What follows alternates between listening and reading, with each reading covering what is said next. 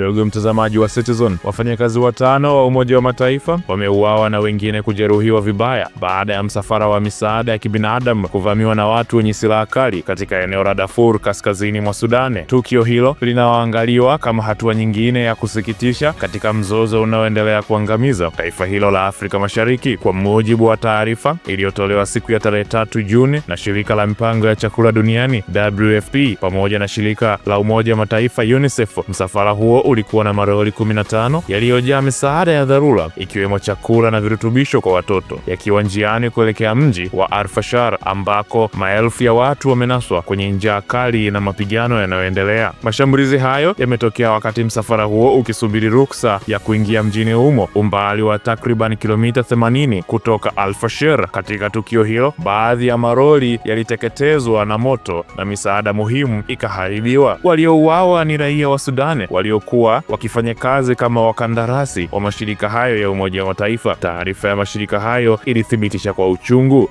Msafara huo ulikuwa umeanzia mji wa Port Sudan, mji ulioko upande wa mashariki, ambao nao hivi karibuni umeshuhudia mashambulizi ya ndege zisizokuwa na rubani, yani drone, na ulilenga kuwa msaada wa kwanza kuwafikia watu wa Al-Fashir kwa zaidi ya mwaka mmoja. Msemaji wa Umoja wa Mataifa Stefan Dujarric amelaani vikali shambulio hilo, akisema hili ni tukio la kikatili lisilovumilika kabisa. Mashambulizi dhidi ya wafanyakazi wa misaada ni ukiukwaji mkubwa wa sheria za kimataifa na za kibinadamu. Sudan imeingia kwenye vita vya wenyewe kwa wenyewe tangu Aprili 2023 baada ya kuibuka kwa mapigano makali kati ya jeshi la Sudan SAF na kikundi cha wanamgambo wenye silaha Rapid Support Forces RSF. Zaidi ya watu milioni 9 tayari wamelazimika kukimbia makazi yao, huku mamilioni wengine wakikabiliwa na njaa, magonjwa na ukosefu wa huduma za msingi. Wiki iliyopita, makao makuu ya WFP mjini Al-Fashir yalishambuliwa kwa mabomu na hospitali moja katika mji wa Al-Obeid ulilengwa na shambulio la ndege isiyokuwa na rubani, hali inayoashiria kuendelea kwa vurugu bila kikomo nchini Sudan. Mashirika ya misaada yameonya kuwa zaidi ya watu milioni 1.5, wengi wao wakiwa ni watoto na wanawake, wamezingirwa katika mji wa Al-Fashir na maeneo jirani bila njia yoyote ya kupokea misaada endelevu. Maelfu wanakabiliwa na hatari ya utapiamlo uliokithiri na kufa kwa njaa kali, ilisema taarifa ya WFP